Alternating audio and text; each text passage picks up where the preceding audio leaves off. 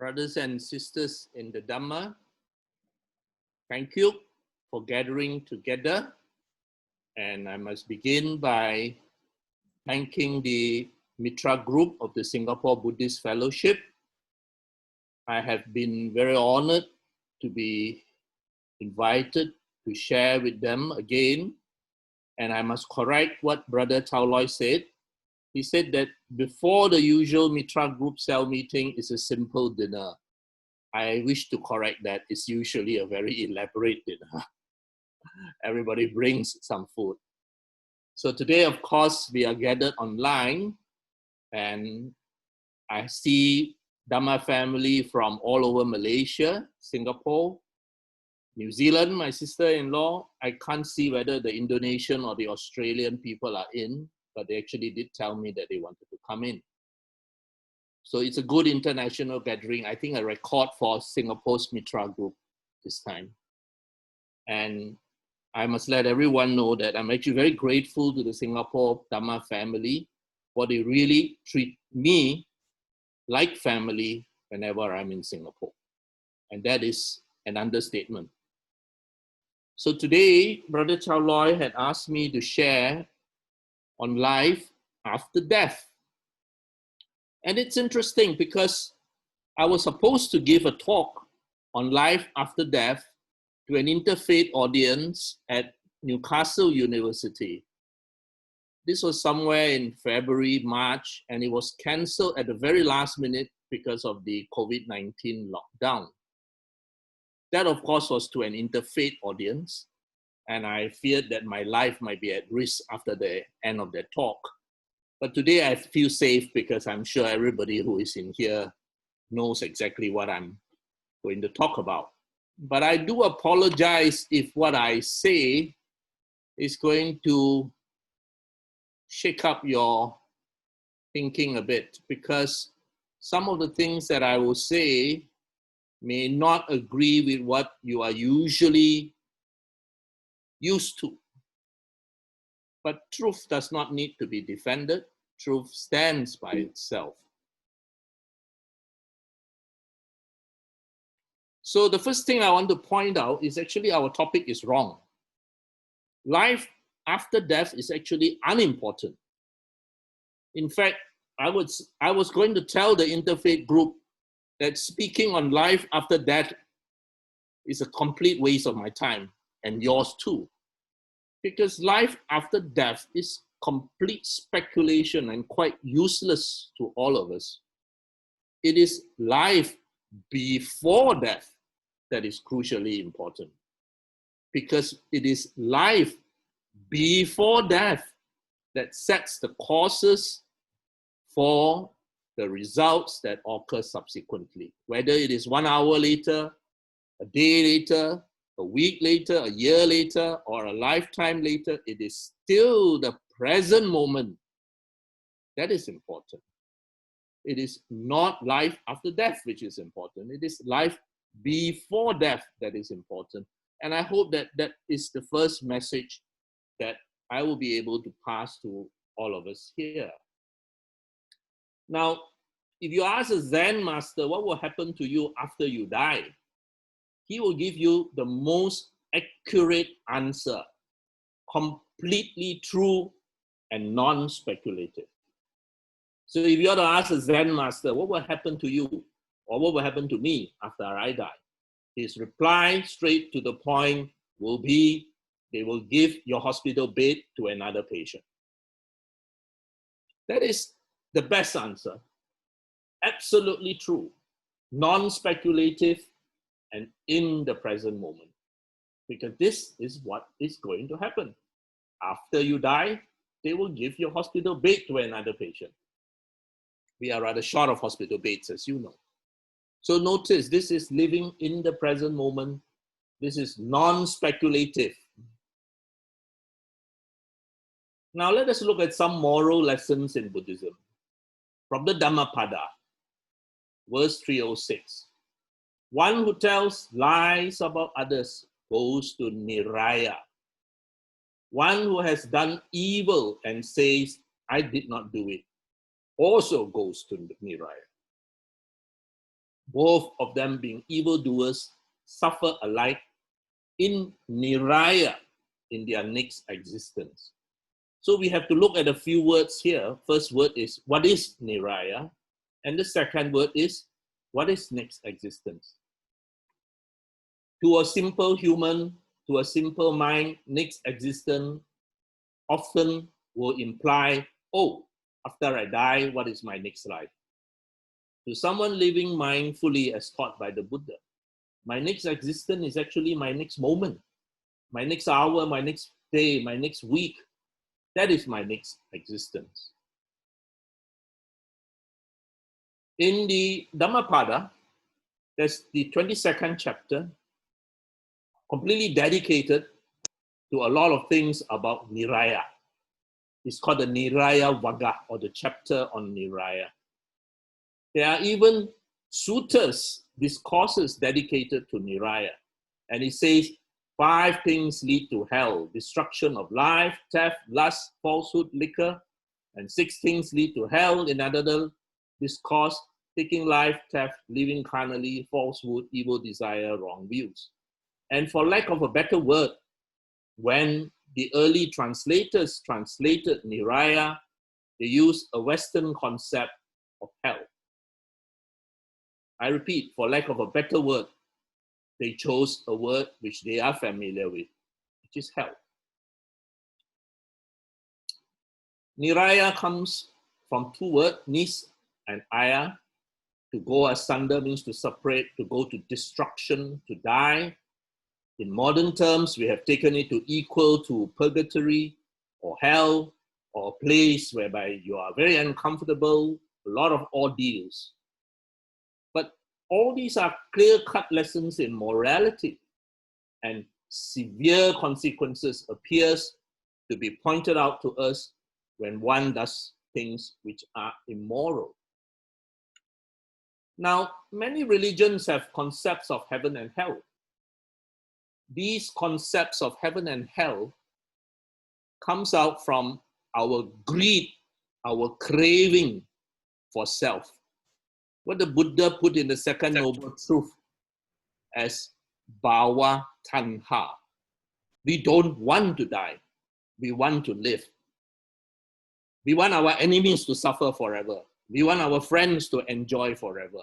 And so it is very easy for us to fall into what is described in the second noble truth as bhava tanha, a craving, a greed to just keep on continuing. And so man will think of a heaven where I will live for a long, long time, or you go to hell where you will burn for a long, long time and yet not die. So many religions have such concepts of heaven and hell. And many of these religions sell this heaven and hell concept very well. Even within the Buddhism, the religion called Buddhism, which is far different from what the Buddha teach, you have within Buddhism talk of 31 planes of existence, 25 are Deva realms, God realms, and again, for lack of a word, the early translators translated it as heavens. And of the remaining realm, only one, referred to as Niraya in Pali or Naraka in Sanskrit, only one. And that was translated by the early translators as hell. Now, here I wish to bring up one point. Even if you look at the concept of 31 or 30 planes of existence, if you look at the Ashura as a combined plane, then there is only one hell realm. But as time passed, as Buddhism, the religion, evolved, that became not one, but many. And then when it reached the Mahayana Suttas, it became even more elaborate, even more. Just as from 6 Buddhas of the past described in the Pali canon, even within Theravada Buddhism, it grew into impressive numbers of 20 plus, and then to the Mahayana of 100 plus. But this, as I keep on saying, is the religion called Buddhism, nothing to do with the Buddha's teachings. Now, Egerton Baptist was one of the early commentators, and he already noted then that these unhappy states, often all lumped together as the lower realms, are actually experienced on the human plane itself, because there is much misery in varying degrees, even within human beings. Now, let me try and clarify this by showing you a discourse given by the late Venerable Dhammananda, a very highly respected teacher in Malaysia. What did he say when good old Brother Benny, a then very young Brother Benny, asked him about heaven and hell? One question here. Samyutta Nikaya, there is a statement that Buddha made. In all religions, there's this concept of heaven and hell. And inevitably, we talk about one heaven, one hell, permanent heaven, permanent hell. But is it the same in Buddhism? So according to Buddhism, there is no particular place that we can introduce as heaven or hell.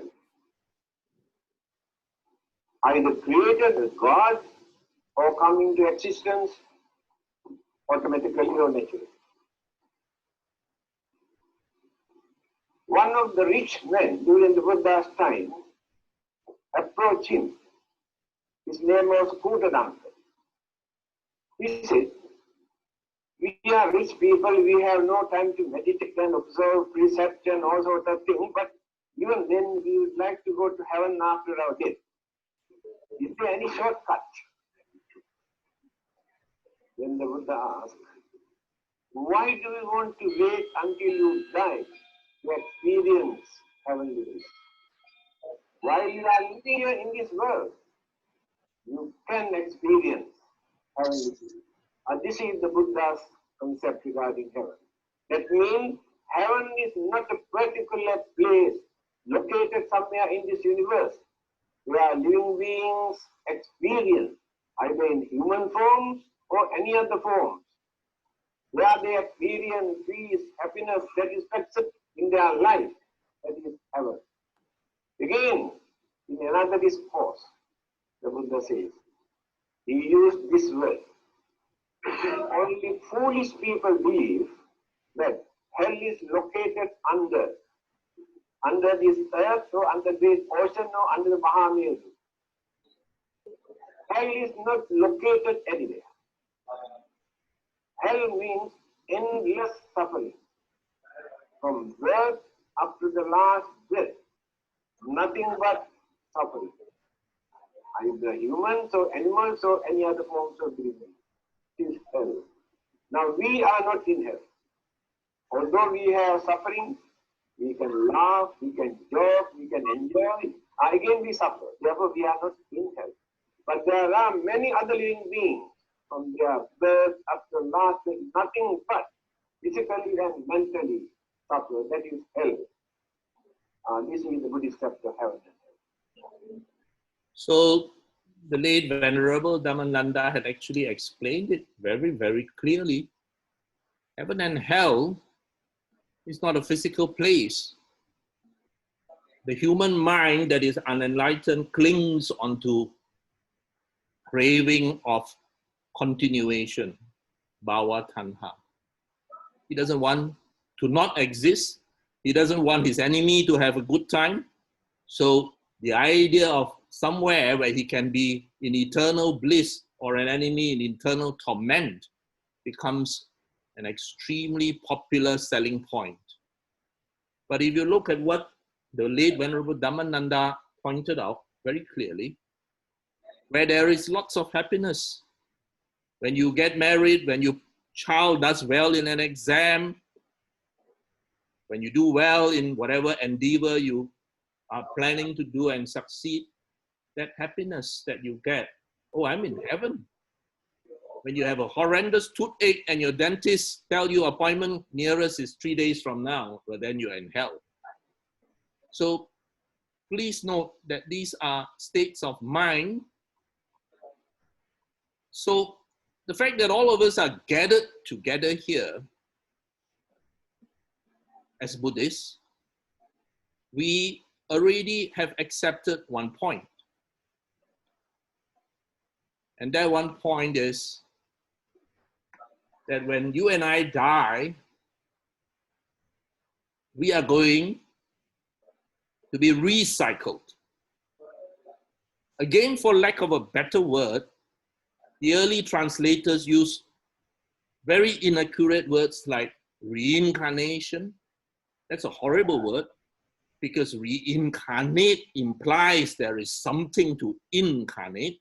That's a horrible word. The Buddha certainly didn't teach that. Another word, transmigration, even worse, because transmigration implies that there is something which migrated from this body to the next, and that is completely wrong, as the Buddha taught to the Venerable Sati when he went telling people that that is the situation. And so for lack of a better word, we are stuck with the word reborn or rebirth. Not exactly correct, because the word re in front also suggests that something is reborn. Now in the 21st century, in this era of green and recycling, I find that we are recycled is probably a better word. After we die, you are literally recycled. Independent origination from your attachments, from your upadana, from your clinging, that will lead to the next step of bhava, which is literally translated as becoming something. So I do metta bhavana. I train my mind to develop metta, to become loving. I do samatha bhavana. I train my mind to become calm. So from your karma, from your attachments, the next step is bhava. You will become something. So to say that the person that is next is the same as the person now is wrong, because it is not the same. The concept of anatta teaches this very well. The concept of not self is very clear on this. To say that the person that comes next is different from the one that is now is also inaccurate, because the one that comes next came to be because of the one that is now. So I think a good word is you and I are recycled into whatever form that your attachment clinging, that your karma is going to create. So who is your creator? If someone on the bus stop stops you and say, oh brother, who is your creator? You can tell them quite frankly, quite truthfully, karma is my creator. The Buddha had said, you are born of your karma. You are the heir of your karma. You came from your karma. So you are going to be recycled in some way, in some form, whether as a human, as an animal, as a hungry ghost, I don't know. Only you know. But you are going to be recycled into endless cycles.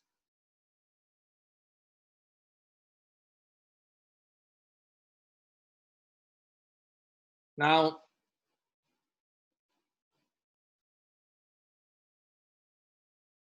speculation about heavens and hells is just that, speculation. It leads one away from the present. And while it's a good selling point for many religions, and the simpler it is, the easier to sell, it is also a good point to frighten people into behaving by threatening them with hell. In reality, from the Buddhist viewpoint, thinking of them as something to aim for in the future leads you away from focusing on what is in the present moment, which is all important.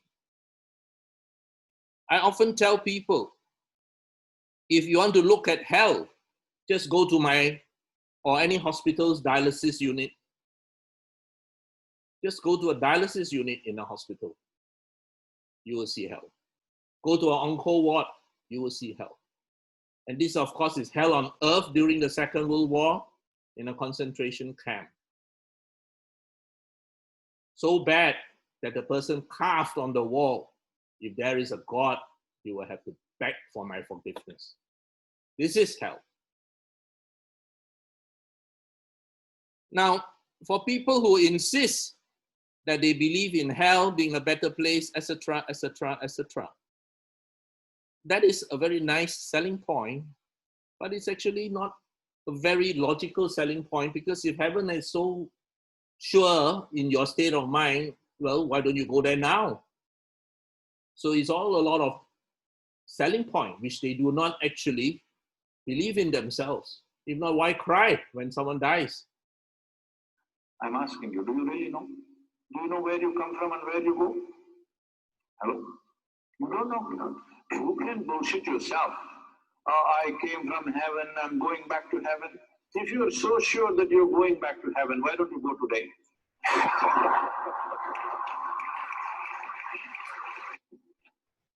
If you knew that you are going to a better place than here, why don't you go?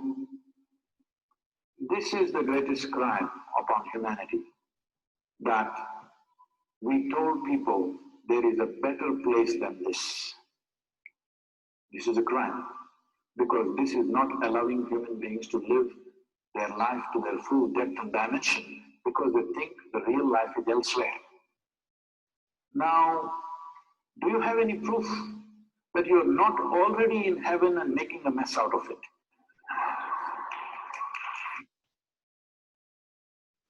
All right? I think what Sadhguru said here is very true.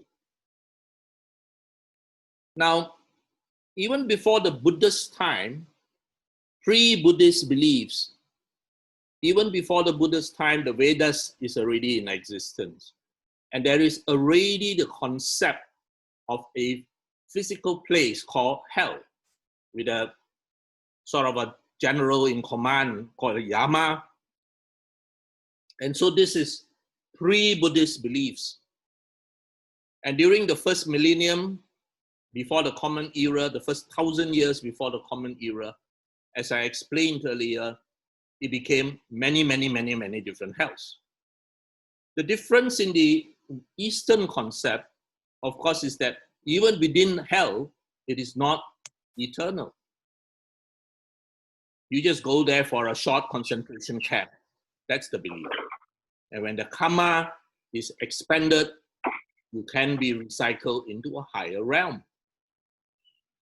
Now, even within the Pali canon, for example, in the Devadatta Sutta in the Majjhima Nikaya, there is a lot of very detailed descriptions of how people are tortured with all kinds of things. But if you look at it, you will see that these tortures are all contemporaries of that period of time whereby this was very likely composed. In today's age, you don't need to pierce people with iron and etc. and all that. All you got to do is play some rap music and blast it around the clock, and the guy will probably go mad or something like that. So there are far more modern ways of torture which is not documented in that. So it is obvious that whoever documented it according to his level of understanding. And as I mentioned earlier, these hells became more and more elaborate as time went on, and people grew more and more Steven Spielberg-like, adding much entertainment. So if the point of these authors is to scare people so that they will keep their moral ways, then it may possibly have worked. Now, the late Supreme Patriarch of Thailand was very respected. And this is what he used to teach, that the concept of heaven and hell is a very prominent belief. And for many other religions, it becomes, in fact, the goal. You ask someone in another religion, oh, he does that because he wants to go to heaven. So on this very subject, late Patriarch had analyzed this, and his belief is that all these that you see in the religion called Buddhism is a cultural influence of indigenous culture and belief. And he states, the subject of cosmology appeared in Buddhism is clearly can be seen that it is not a Buddhist teaching at all, but an ancient geography that was already existent by the time of the Buddha. The concept and belief about it was included in the Buddhist canon merely because of the strong influence of the popular belief of the time. And I took this from his website. If Buddhism teaches such belief on heaven and hell, it would not be Buddhism at all, but an ancient geography. The Buddha wouldn't be the Buddha who taught us the noble truths and his timeless message for mankind. So the Patriarch shows in his teaching that the concept of heaven and hell are in fact symbolic, representing the quality of mind and spirituality in state. You can be in heaven and in hell in this very life, in this very lodging itself. You don't have to wait until you die. Create our hells, and if you want Elvis Presley to be singing for you in your heaven, very easy. Buy a good quality CD, buy a Bosch music machine, and there you are. Elvis is playing for you. And during that time, at least for that short time, you are in heaven. Now, Ajahn Buddhadasa was another very eminent scholar monk of the 20th century. He has passed away. And he looks at it as two levels of language. In everyday language, hell is a region under the earth. It is ruled over by a god of death who carries off people and punishes them. He said, contrast this with hell as understood in Dhamma language. Here, hell is anxiety, anxiety which burns us just like a fire. Whenever anxiety afflicts us, burning us up like a fire, then we are in hell. The hell of Dhamma language. Anyone who rolls himself with anxiety, just like he might burn himself with fire, is said to fall into hell in that same moment. And just as anxiety is of various kinds, so we can recognize various kinds of hells corresponding to them. Those of you who suffer from migraine, and migraine runs in my wife's family, you will know migraine hell. So Ajahn Buddhadasa says, the heaven and hell of everyday language of the common man is an eternal realm. And even he said, don't ask me where they are. And that comes after death. But the heaven and hell of Dhamma language are to be found in your mind and my mind. And it may occur at any time, depending on our mental makeup. So this is the huge difference between the common understanding and the understanding of someone who knows the Dhamma language. Here I want to take the opportunity to apologize for shaking up your belief system, because I'm sure many of you here either would want to excommunicate me from your center or never invite me again, because I've succeeded in shaking up your belief system. Now, many people don't really want the truth. They just want constant reassurance that what they believe in is the truth. You might find this hard to believe, but this is actually truth itself. I know of people personally, for example, who do not like Ajahn Brahm or Ajahn Brahmali, because what Ajahn Brahm and Ajahn Brahmali says doesn't match what they had believed in their whole lives 100%. So the denial mechanism in their brain goes, he's not a good monk. He's not teaching what is correct. Because this is how our mind goes into what is called a defense mechanism. Venerable Thich Nhat Hanh, familiar to most of you, is still alive, though in very poor health. And he says, when you get angry, hell is born. Anger makes you suffer. And not only does it make you suffer, but the people around you also will suffer. And if you do not know how to practice, you will create hell, not only for yourself, but even within your own families. And I'm sure all of us are well aware of this. We are all aware of relatives and friends, example, who had created hells for their family. And this is what Ajahn Brahm said. He said it in his video sharing that just now. So all of us have been through hell. Those of us who have lost someone close to us, those of us who had someone close to us being very sick, you actually had gone through hell. It's time to let go. Do not carry it around. The gates are not locked. Now, Ajahn Suchat is a contemporary Buddhist teacher. All right? Very popular contemporary Thai Theravada teacher. And this came up just a few days or maybe a week ago. Someone asked him a question. Is there really heaven or hell? And he answers, heaven and hell are already here in this life and also in the afterlife. When you feel good, that's heaven. It's in your mind. The opposite. In Buddhism, heaven and hell also exist after we die, depending on our karma. As I told you, you're created by your karma. You're the heir of your karma. And for example, when you die, and then bad karma, bad fruit, then you go to hell. But that hell is a state of mind. Vice versa.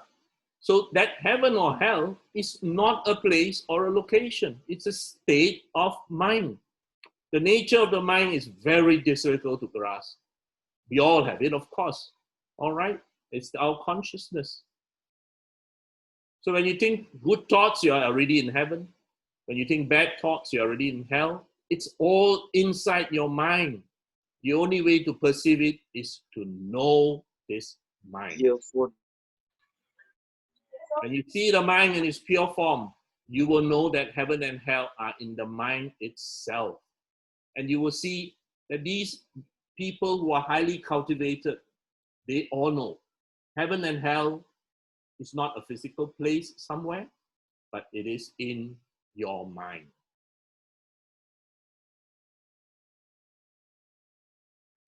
So Ajahn Suchat concludes by saying, to answer your question about whether heaven and hell really exist, the answer is yes. But it's not a place or a location, but a state of mind. Okay? Happy state of mind, heaven. Bad state of mind, hell, etc. And this was the sutta the late Venerable Dhammananda referred to. Samyutta Nikaya 36.4. And the Buddha used the word foolish people. When an uninstructed run-of-the-mill person makes a statement, there is a bottomless chasm, pit in the ocean. He's talking about something that doesn't exist, that can't be found. The word bottomless chasm is actually a designation for painful bodily feeling. Some patients are in endless pain, rheumatoid arthritis, lupus, etc., etc. Years and years they go through pain. That's hell. When an uninstructed run-of-the-mill person is touched by a painful bodily feeling, he sorrows, grieves, laments, beats his breast, becomes distraught. This is called an uninstructed run-of-the-mill person who has not got up of the bottomless chasm, who has not gained a foothold. That pain becomes my pain, my suffering.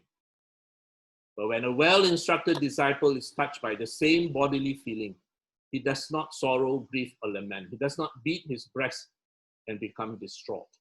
This is called a well-instructed disciple of the Noble One who has risen up of the bottomless chasm, whose foothold is gained.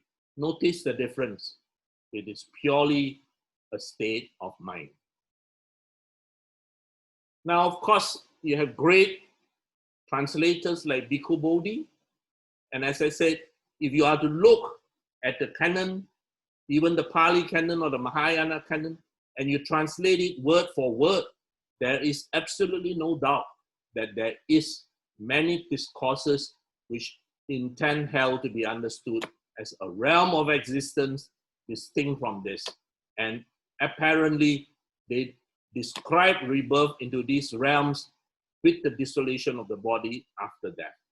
And they appear to be physical states of existence. This is a commentary by Vasubantu. I'm just bringing your attention to a few lines. And here he says in his analysis that the tormentors of hell and its rivers of pus are actually non-existent and simply the collective objects of experience for those who have committed evil deeds. It's a paranoid projection in which they torture themselves, and the preservation of Buddhist rationalism thus seems secure. Hell is a metaphor for a state of mind rather than a supernatural belief. Rebirth, as I already told you, is not a very good word. Recycling is probably a better word. And in the canon, it is described like a flame that is passed from candle to candle. The continuity of the self is sustained by the energy source that is your karma. So from your karma, good or bad, you are causing a recycling into another form, another state of existence. So the essential lesson for us is what we do now is of importance, not what you think the future is going to be. The uneducated are more literal-minded and concern themselves with cosmic reward and punishment. The uneducated are more looking at it as physical places and concern themselves with rewards of heaven and punishment of hells. The religious elites, as the monks on the other hand, aspire to the higher goals of enlightenment and understand that heaven and hell are embodiments of their own consciousness. So there appears to be two distinct levels of teaching in the tradition, one for the unsophisticated masses and one for the religious professionals. So here you seem to have two levels. One, a literal level of heaven and hell, and two, a psychological or a spiritual level. For simple people, the fear of hell perhaps works to keep them within the straight and the narrow path, and the reward of heaven makes them want to do good. But this is purely psychological. How you see them is completely up to you. And it is quite obvious that much of what people think of as heaven is purely very nice imagination, very imaginative mind of very imaginative men. I don't think the women will agree that that is the heaven that they want. Now let's take a look at another one. This is from the Platform Sutra, the sixth patriarch of Zen, the Venerable Huineng. And he was asked a question by a magistrate as to where is the Western Pure Land. And this was his reply. He said that the Western Pure Land is not far from here. If you discuss its appearance, it's 10,800 里 away. 108,000 in Chinese, 10,800 里 away. But in immediate terms, the Venerable Huineng said, it is just beyond the 10 evils, that is the 10 unwholesome deeds, and the 8 deviation, that is the opposite of the Eightfold Path within us. It is explained as far distant for those of inferior roots and nearby for those of superior wisdom. If you want to know where the Pure Land is, it is not 10,800 里 away in the West. Even the concept of West is a relative concept. It is, if you stay away from the 10 unwholesome deeds of body, speech, and mind, and you do not have the 8 wrong path, but do the 8 noble path, then the Pure Land is immediately here and now, not somewhere far away, not somewhere where you go to after you die. So here in detail are the 10 unwholesome deeds of body, speech, and mind. Its opposite is the 10 wholesome deeds. And the 8 deviations is the opposite of the Noble Eightfold Path.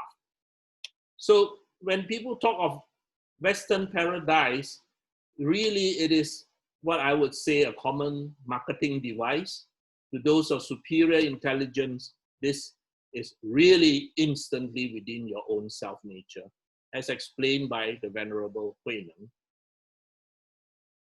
Now, people often also ask me about the intermediate state after death.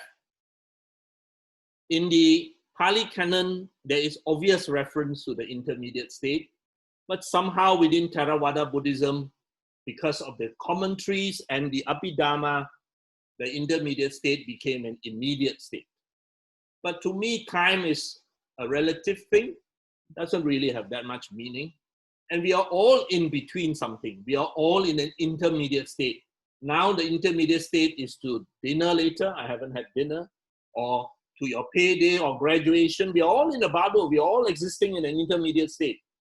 The great teaching of the Buddha is how to live now. It is the bardo of waking life that is important. Now, in the Kalama Sutta, the ending is often not discussed. You often will read in excerpts on the Kalama Sutta, whereby people will quote you, oh, do not believe in this, do not believe in that, and all that. But really the important thing is the last part, which people do not quote. And in the last part, in the Kalama Sutta, is a very important teaching. Here the Buddha explains that the noble disciple, devoid of jealousy, ill will, greed, undeluded, dwells pervading the world with boundless metta, loving kindness, compassion, appreciative joy, and equality. Thus purified of hate and malice, he enjoys here and now 4 solaces. And this is very important. The Buddha said, if there is an afterlife and there is karmic result, then you will have a very nice, pleasant recycling process, and you become recycled into some nice, comfortable home, some nice, comfortable country, etc. But if there is none, you are still living happily here and now because you are basically a good man. You don't have to worry. If evil results before an evildoer, then you have not done anything evil, and so you will still live happily. And if evil results do not befall an evildoer, well, you have not lost anything anyway. So the Buddha is so pragmatic in his approach. Whether you believe in an afterlife, whether you do not believe in an afterlife, what is important is how you live your life now. That is the important thing. I love this point. He asked me to kill the spider. Instead, I get the most peaceful weapon I can find. I take a cup and a napkin. I catch the spider, I put it outside and allow it to walk away. If I'm ever caught in the wrong place at the wrong time, just being alive and not bothering anyone, I hope I'm greeted with the same kind of mercy. Remember, you might be a spider. By sharing about what will happen to you when you die and the Zen story of saying that, well, after you die, they'll give your fate to another patient. That is absolutely true. That is non-speculative and living in the moment. On the other hand, by another story in the Zen tradition, some of you would have heard it from me or seen it on the internet, and it describes about how this general, on conquering a town, walked into a temple. And there he saw the very eminent venerable there, well known for his wisdom. And he asked the venerable, oh, I'm so-and-so, a samurai, and I want to learn from you. Is there heaven? Is there hell? The venerable looked up from his meditation cushion and said, a stupid samurai like you will not understand such concepts. Then the samurai got very angry. He said, I asked you politely, and I'm going to ask you one more time. Is there heaven or is there hell? And the venerable said, you a samurai general? Come on, you're so dumb you can't understand any of these. Whereupon the samurai general drew out his samurai sword and was about to slash across the neck of this venerable. And the venerable looked up and said, Open to you now is the gates of hell. Open to you now is the gates of hell. Whereupon this samurai, who was actually quite a smart chap, heard it and realized the message that the Venerable was trying to teach him. He has just entered the mind state of anger, hatred, destruction, killing, and that is hell. The samurai put down his sword, knelt down on the floor, and prostrated in respect to the Venerable, thanking him for the great teaching. And the Venerable looked at him now and said, open to you now are the gates of heaven. So this is a beautiful story because it illustrates that within that few minutes, that general had gone through hell and heaven. It is in his mind. So it is now up to you, brothers and sisters in the Dhamma. I have taken you on a journey through many teachings, sharings by many venerables that I respect, and they have each of given you their views. So open to you now is whether you want to accept or whether you want to believe in a physical or a mental state. And as the late Venerable Dhammananda said, I think most of us are quite happily living in a human realm, and very often in a heavenly realm, and now and then in a hell realm. We move in and out because existence or rebirth is not just at physical death. At the next hour, you are already reborn. The next minute, you are already reborn. And if you had accepted what I shared with you this last 1.5 hours, you now have a completely different mind. So we are being reborn at every moment. We are changing all the time. But of course, what is needed to understand what all the venerables that I had shown you sharing is understanding of the basic teachings of the Buddha Dhamma. And the understanding of the basic teaching of anatta is very important for us to understand what many of the venerables had shared earlier. Being an unenlightened being, we cling onto a self that we perceive, or to a soul, or to an eternal being, or to something like super glue. We hold onto it, and that's why among the upadanas, the upadana, the attachment to a false sense of self or false belief of self, is probably the strongest, if not the strongest. And even at our last dying moment, we still cling on to this self and to kama bhava and to bhava tanha. So we want to continue. Brothers and sisters, thank you for this sharing. I hope the sharing had helped you. I hope the sharing had helped you understand a little bit better. And if there is one message to take home, it is the first message that I shared. It is not important what you believe after you die, whether there's a heaven, whether there's a hell. Absolutely unimportant, because after you die, you will know. It is more important, much, much more important, is what we are doing right now. And right now, I'm thankful that Brother Chawlai had given us this opportunity to share and meet all of you again. You're all good friends, good Dhamma family. Thank you.